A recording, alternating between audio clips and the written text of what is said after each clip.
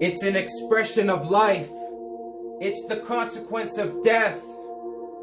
It was a crucified Christ, and it all shared one breath, the gasp for air. We ask that it's there. We hope and we care. And as we look in the distance, we dare. Whether Jews or Christians or Muslims, we pair, we bond, we fellowship beyond.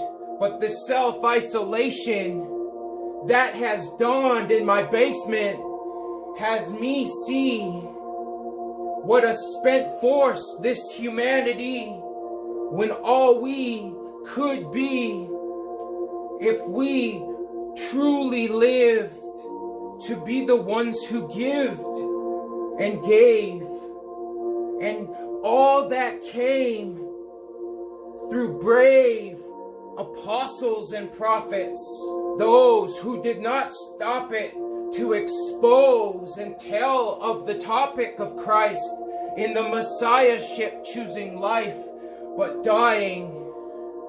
And I see the people are trying to abolish a pandemic, and we're gridlocked and locked down in quarantine. Don't forget it. It was your dream and it was mine to say, like Martin Luther King Jr., what's divine is the fairness of justice, the content of character. If I say namaste, I dare for sure today to pray that we need to intercede on behalf of one another, bow the knee to God the Father, be covered in vestures and cloth, no nakedness in the bitter cold day when your heart stops. So think, should we call our cops? Should we call the ambulance? Should we let the world hear the siren? Should we let the fly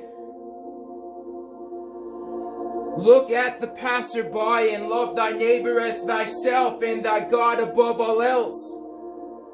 And before we're bruised with welts, and before we go and melt in a war with jade green glass in a storm. And I think it was really good corn on the table, and the blessing of the harvest for those many years, while others saw fatal tears in third world problems. We didn't solve them.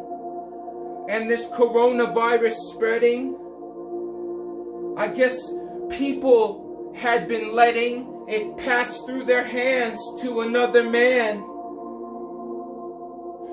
And there's a mother and a father, and they take a stand